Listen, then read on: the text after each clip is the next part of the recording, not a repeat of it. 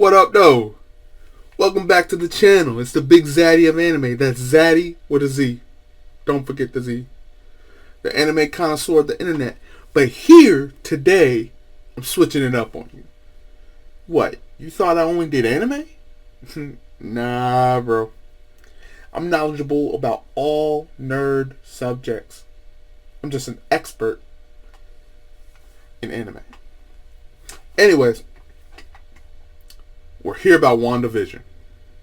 I know it's being talked about all across the nerd universe, and everybody wants to know how it was. What are people thinking? Everybody's doing a reaction video. Everybody's talking about it. Well, you know what? I'm going to talk about it. I mean, let's just give a brief synopsis. Basically, you find out Wanda and Vision are living in this small town that has like a 1970s TV feel to it. And you're not really sure what's going on, but all is not what it seems, right? So that's the synopsis of everything. Now, before we go in though,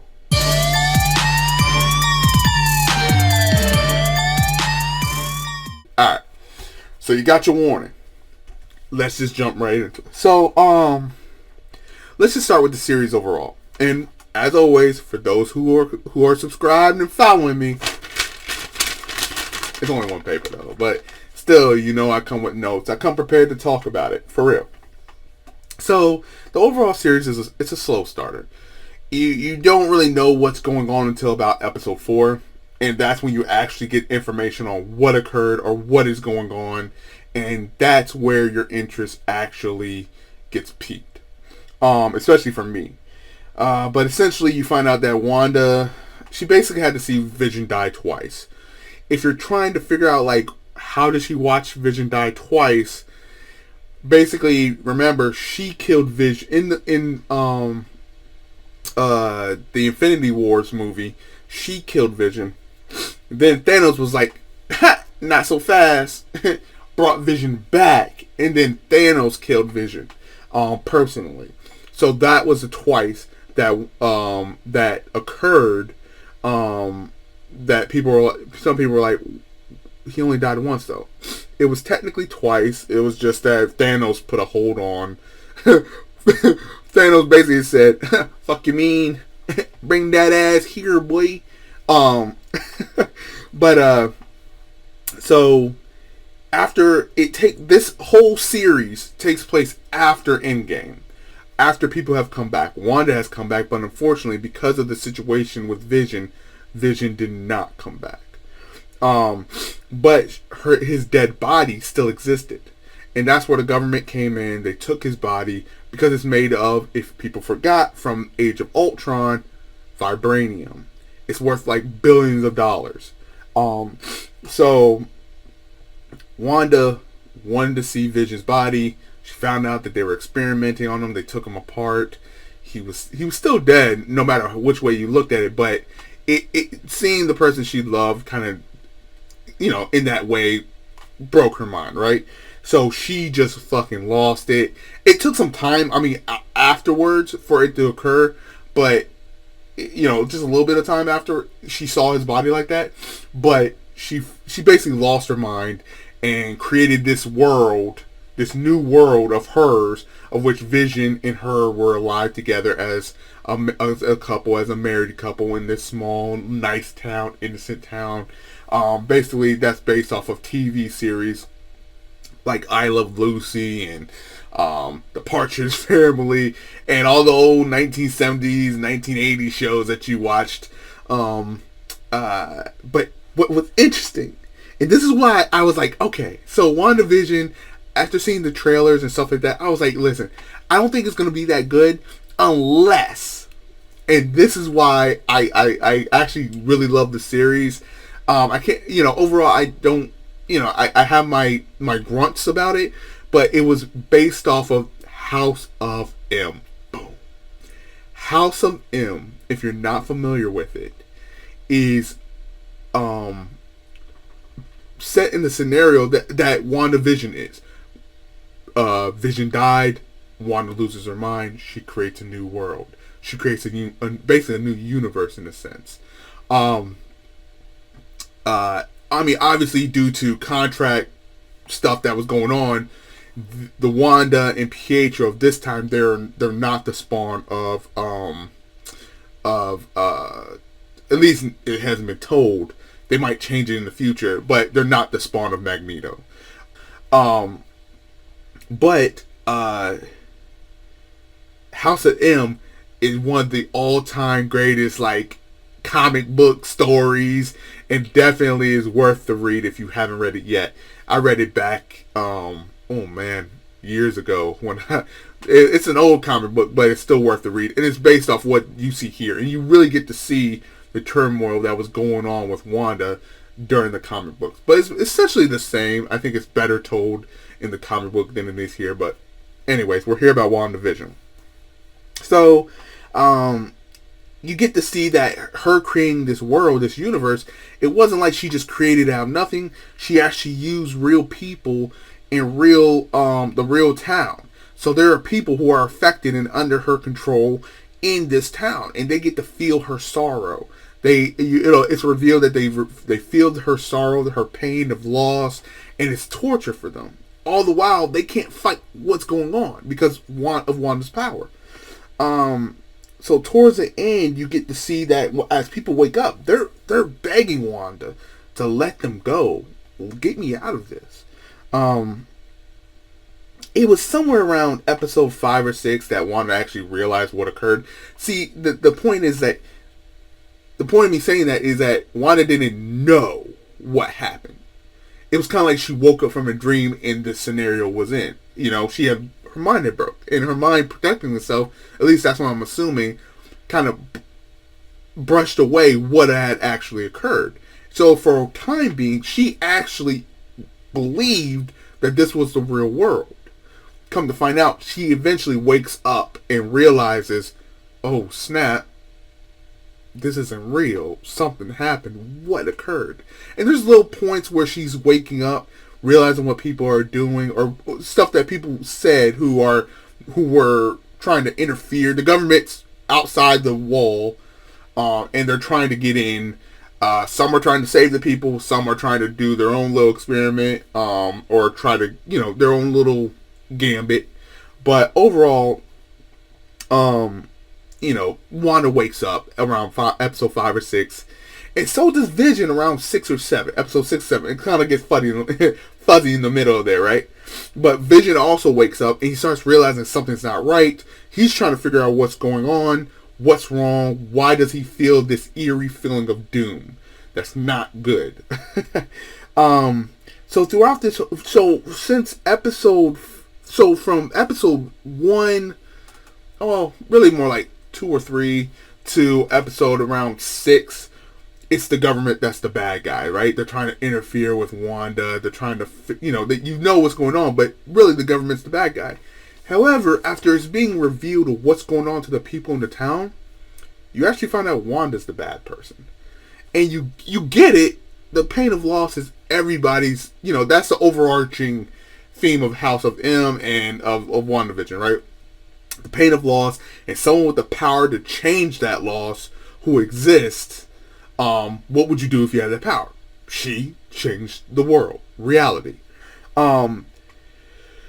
It's revealed around episode 8 that the nosy neighbor is really Agatha Harkness, who's a witch from the Salem trials. In the comic book, she's a witch from the Salem times, the Salem witch trials. In the show, she's the same person, except she's much younger in WandaVision than she is actually in the comic book. But she just has the ability of sorcery. For those who are wondering who she is, she has the ability of sorcery. They gave her much more. She has more so of the ability. In the comic book, she has more of the ability to tap into the magic, especially ancient magic. But in the show, it was like she had the ability to absorb magic, which she kind of does in the comic book. So there's that that sameness to it. But the ability to absorb magic, and she has been awake the whole time. She was just playing a role, in Wanda's world. So in that world, the nosy neighbor was actually Agatha Harkness, but she was awake. She was just trying to feel Wanda out and get a sense of what the hell or who the hell Wanda is and what is her powers. It was episode 8 specifically. So I had to correct myself. Episode 7 is when you realize, toward end of episode 6, episode 7 is when you realize she was always awake. She wasn't under Wanda's spell.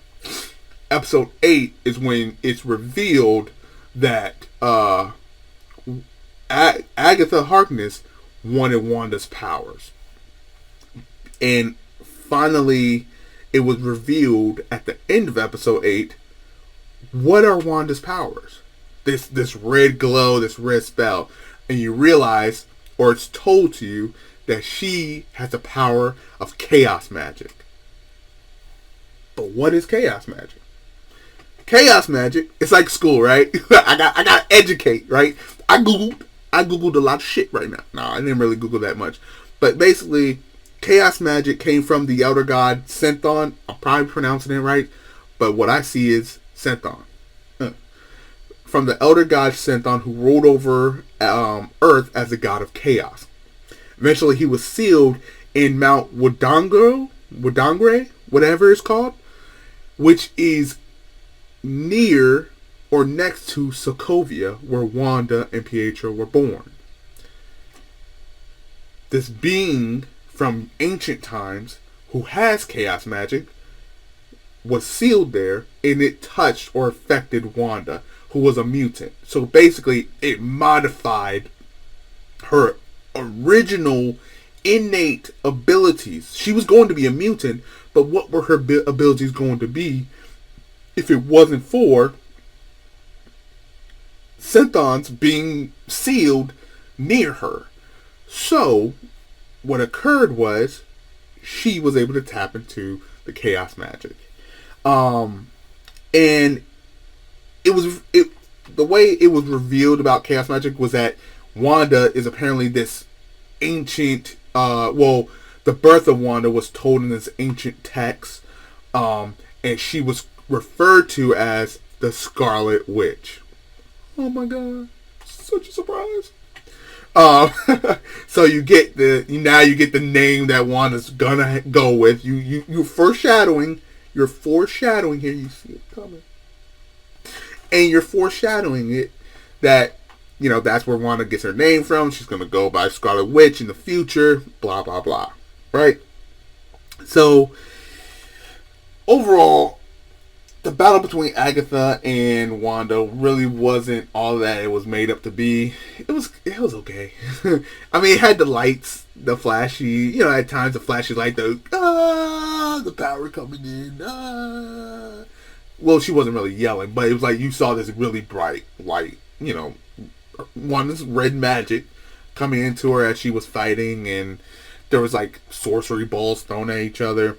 But and it really wasn't all that fantastic. I mean, granted, it's a series, it's not a movie, so you have to take that into account.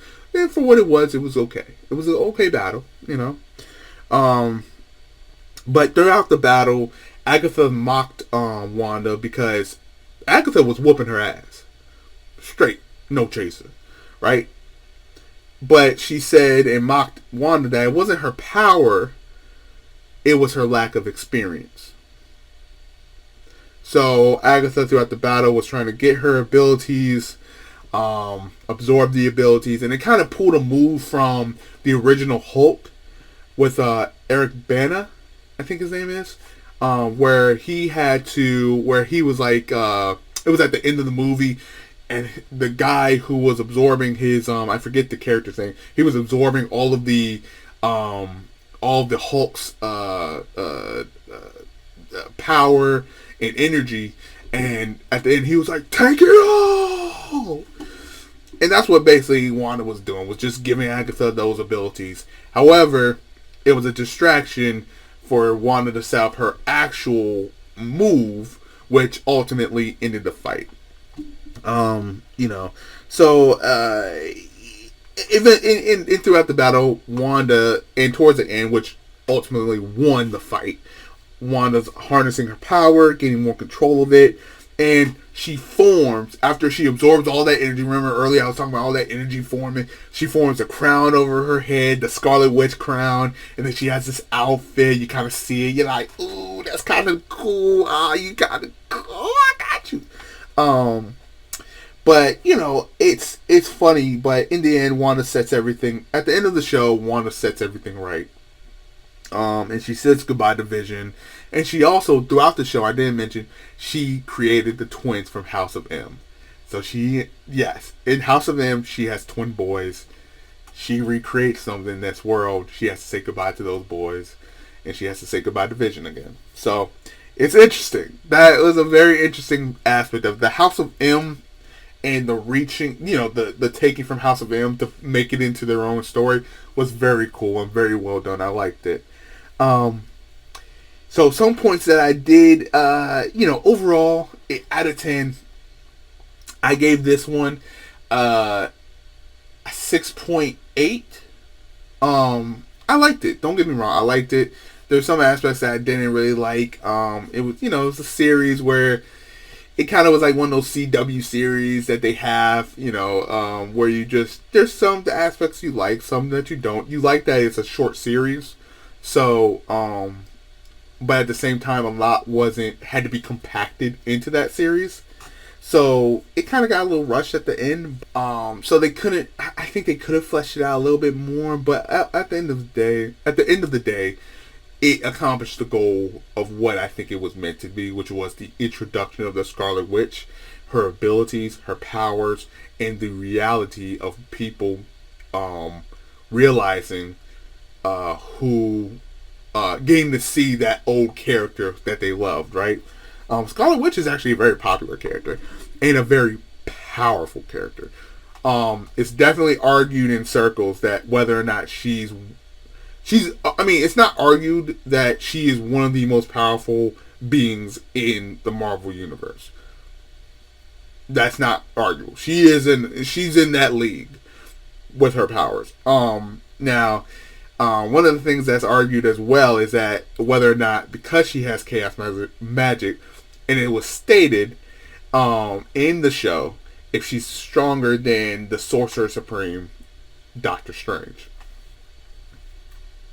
I'm of the mind that she is actually stronger, just because of her ability to warp reality. And if she really wanted to, in House of M, she warped the entire world. I think it was actually the universe. I'm gonna reread that but yeah, I just like to pay, they paid homage to House of M. They definitely has some good comedy aspects to it, especially between the the recasting of Pietro. If you don't remember, there's the Pietro from Avengers, and then there's the Pietro from Days of Future Past, the X-Men series. Yeah, I'm gonna go with the Avengers one. That was way cooler and way better. This one's just more cartoony. I kind of hated the recast, but I think they had to due to contract disputes. Anyways, at the end of the show, watch to the very last minute. Watch everything. Because there's two endings. Marvel does it. At the end of a movie, you stay to the end. If you don't stay to the end, you're a fool. A fool! But I won't spoil those for you. Just watch to the end. It's definitely worth the watch. And I'm interested to see what happens with Rambo. I don't know what character she is at this time, but I'm gonna look into it. I'll probably, see her. You'll see her come back because she's an interesting character. You saw some of her abilities in episode 9. You're like, what is going on here? What? So, anyways, overall, WandaVision, it was a good series. Good for, it's a good series to watch. Worth the watch. Definitely if you're interested in the Marvel's universe and you're going to see this play out later on. I'm like 99.9999999% sure you're going to see this play out later on in the series. So that's it, man. It's the Big Zaddy of Anime. I came to you hitting you with the Marvel. Ooh. But you know I'm going to be back with the anime. You know, it's all good. Hit subscribe. Peace.